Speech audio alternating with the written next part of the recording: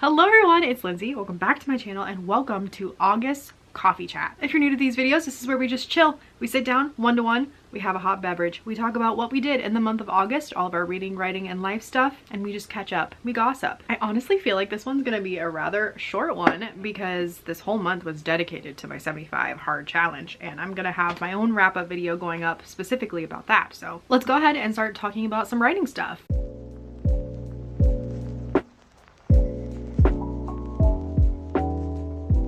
My sole project for the beginning of this month was Project Pyro, of course. I finished the third and fourth draft last month, and then this month I had it sent off to my critique partner. She gave me her feedback, and then I spent most of the month working to incorporate her feedback and make my book better. I'm really thrilled because her notes were all like nothing big structurally needed to change. She was just like, let's beef this up, let's make this part like shine, let's add some more depth to emotion, that type of thing, or just like explain some things better. That's always the best type of feedback to get because it's just like so much less work than a full restructure situation. After having to rework Bitter Bones' second act last spring, fall, oh my gosh. But I'm very happy with the revisions that I've gotten done on it, and I have since sent it to my agent Samantha, and it's just like sitting there all little pretty and ready in her inbox so that she can read over it and like, you know, give me her notes for her revisions, and like hopefully maybe sometime this year we can go on submission, which means like selling it to publishing houses. Hopefully, fingers crossed. Project Pyro, by the way, is my YA thriller.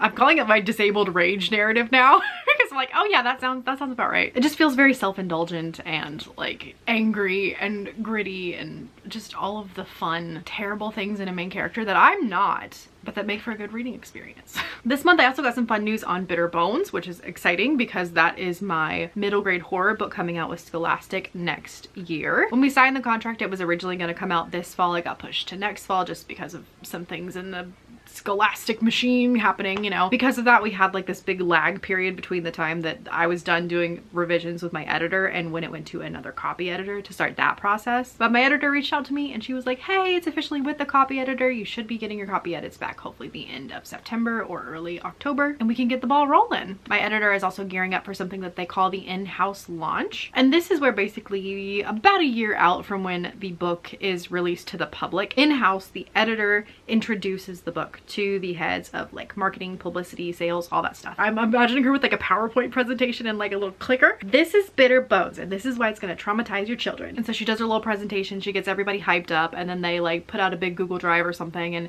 everyone can read it. They have a couple weeks to read over it, and then they come back and they discuss after they've read like what the sales strategy is, what the marketing strategy is, like all this stuff. And then together they make a plan before sales takes it out to like Barnes & Noble, Target, Amazon, like whoever, and they, you know, introduce it to the people who are essentially gonna buy it. So that's really exciting, and I'm glad that she kind of explained to me like the background, like how the sausage is made, you know, that kind of thing. So that's really exciting that like more people are potentially reading it right now and getting hyped about it, and you know, fingers crossed they really love it and they have a good idea how to best market, publicize, sales, pitch it to people. It's been so long since I worked on that book, it's gonna be so weird to get it back. I feel like I'm gonna read it with new eyes, which will be great because it's been so long, but I'm gonna be like, who is this book? Like, what happened? I can't remember writing that. That happened? Oh my gosh. And the only other writing related thing that I worked on this month was When the Sea Came For Us, because apparently this is my life now. I revived my first novel that I tried to get an agent with, tried to query, tried to sell, all the stuff. I decided to make a video on it and be like, hey, I'm published now. I wrote this like 8 years ago. This is what I would change. I just kind of took off from there and it kind of became an obsession. I don't know. You guys got really excited about it and I got really excited about it, and all of a sudden it just started spiraling, and now I have a full outline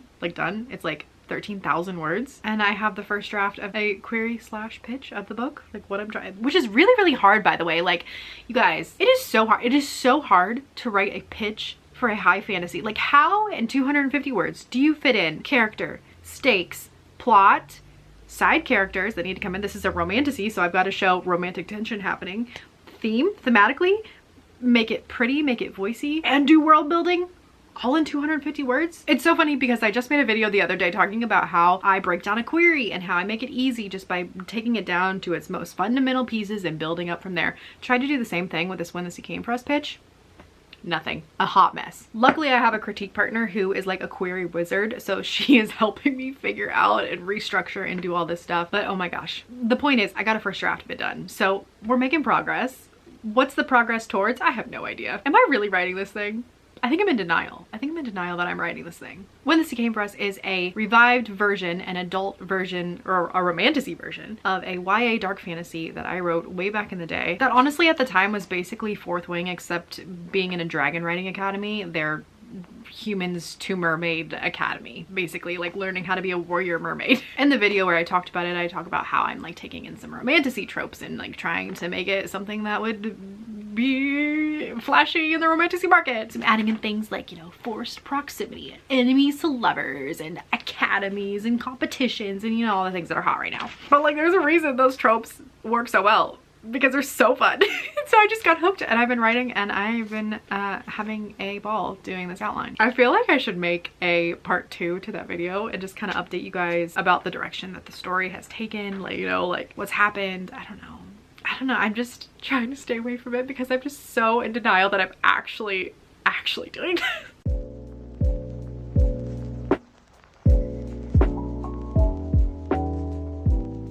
In the month of August, I read a total of 7 books. I DNF'd 2 books, and I don't have a lot to show you because again, I'm doing that childhood reread and I don't really want to talk about those. So not a lot to show, but what I can talk about is my favorite read of this month. And that was kind of a wild card for me. I'm so glad I picked this up. This is the final act of Juliet Willoughby. A booktuber I follow recently read this book and was just absolutely going nuts over it. And I was like, okay, well, I have to check it out. Oh, and I think originally why I picked this book is I have a TBR jar where I wrote some prompts and like pull them out every month just for fun, just, you know, to spice up my reading life. And the prompt that I pulled for August was to read a book that gives like peppermint tea vibes. And to me, peppermint tea is just like comfort and like nostalgia and like all those things. So I was like, oh, I'm definitely gonna read a mystery book for this. This book follows a group of academic college students who are trying to write a paper on this female artist from the 1930s who has actual photographs of her artwork, but no one's been able to find her artwork. And there's this like one that everyone's like, oh, where is it? It would be so cool if we could find it. After all of her artwork disappears, she also disappears like in this really like mysterious fire. And it's like, what happened to Juliet Willoughby and like all of her art, blah, blah. And it's this mystery that's been like, you know, ravaging the art community for years. So we get the perspective of the 2 art students trying to like unravel the mystery, while at the same time we get a perspective from Juliet Willoughby herself back in the 1930s. I think the thing that really got me about this book was just how twisty it was. I wasn't expecting twists. I mean, there's something like in a thriller, I'm like, okay, yes, I expect a twist. But in a mystery twist, not so much. I expect a reveal, but like actual twists. And I don't mean like reveals like, oh, gotcha, who done it? I mean like an actual turn in the plot. Like you don't see it going that way. That feels very different than like a shasha, got you situation. And there were so many little twists and ways that the narrative went that I didn't expect. And it just made it so tense and so exciting. Like I don't care about art. I'm really not an art girl. I wish I was. I wish I was cultured, but I don't care. But this book made me care so much about these paintings. They feel real, and I feel upset that I can't go to a museum and actually see Juliet Willoughby's paintings hanging there. This is also a book that I would love to have a physical copy of, because by the end, when everything wraps up and you see all of the little intricate foreshadowings, like when you think back over it after you know all of the reveals, I just was like, this was brilliant. And I think there was like 15 minutes after finishing the book that I just sat there and I was like, this was masterfully done. Like someone took so much time to plot this out, and maybe even, you know, multiple layers. Like I could see as a writer how this would take multiple drafts, multiple layers to get through and like perfectly quilt all of these little pieces together. And it was so satisfying, and I was just so in awe of this book and how it was done that I was like, I need to study this. And then to make it even more unbelievable, I found out that the author is actually a pen name for two different writers, a man and a woman. They wrote this book together, and I was like, you can't even tell. You can't even tell this is 2 people. It's so good. And then quickly, let's switch over into some life stuff.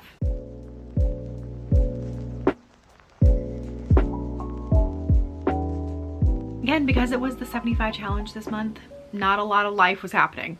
We were pretty much dead inside. But there were a few highlights of this month. Number 1 being on August 1st, my sweet baby angel child of God, Chauncey Mose, turned 4 years old. We celebrated by taking him out in the back and just letting him run around and chase an RC car. My husband made him a very vegetable gas-inducing dinner. That was great for him, terrible for us. And we were gonna go out and do pup cups, but we ended up just buying some whipped cream on our own. And the kids had a ball. On the 13th was me and my husband's 9-year wedding anniversary. Wild. Every time like we have another anniversary, I just think like that number as a child, like a 9-year-old child is our marriage. I just think of that and I'm like, that is so weird. I still feel like I'm a teenager. Like I still feel like, you know, I'm like waiting for him to like ask me to prom, you know. We didn't really do much this anniversary just because we did a big anniversary for like our May 8th anniversary, which is like when we got together, when he asked me to be his little girlfriend. That's the one we like really celebrate. So we just went out to dinner and we, I think, just went back to the house and played video games together. It was honestly really nice and chill. Speaking of video games, I'm kind of obsessed with Palia. It's been nice to get back into a video game because I feel like I've been in a little bit of a drought the past few months. I just haven't been into it for whatever reason, haven't been pulling for it. But then I remembered that Palia was a game that I was really excited for, and now it is like open to the public and it's available for the Nintendo Switch, and so I got it and I have been playing it a lot. I love cozy games where I can just like plant in my little garden and I can build things. I can go around and collect things. I think foraging is my like favorite part of any type of cozy games. I just like go around and like collect weeds and hit rocks and chop down trees, and I'm just living my best life. But honestly, the graphics are so stunning. I love how the villagers all feel like real characters. Like as an author, I appreciate how much depth was put into these characters, and the more that you get to know the villagers, the more their story comes to life, and they all have like really deep backgrounds and, you know, like emotional character arc ghosts that they have to overcome. And I'm also really excited to like start romancing some of the characters because I have favorites. Of course, my character in the game, her name is Dilly Dally, and she actually has her own personality and her own backstory. And in my head, you know, she's like a living character, and she has characters that she would have romantic interactions with, not ones that I would personally interact with, but yeah, that's been a whole thing. So anyways, if you play Palia and you want to be friends, drop your code down below and I'll add you. Anyways, you guys, that was my August. It was a very light, chill update wise, but I mean really it was just like nose to the grindstone. Yeah, I'm excited to see what September holds. In fact, I'll be talking about my September plans in my 75 challenge wrap up, so you guys can know like what's coming, because I do need to do like a little cool down challenge now that I'm done with the 75, because I don't want to just, you know, crash and burn and let all my newly formed habits go to waste. But yeah, anyways, it was so nice catching up with you guys. It's so nice talking with you. I can't wait to see like what you guys been up to. Thank you so much for watching. If you haven't ordered my 2 books, The Glass Witch and the Oz, they are available for order, and I always have links down below. You can also join me on the Patreon and talk more with me there. The Discord community is popping and it just brings me so much life. But yeah, thank you guys so much for watching. Don't forget to like and subscribe, and I will see you in the next one. Bye.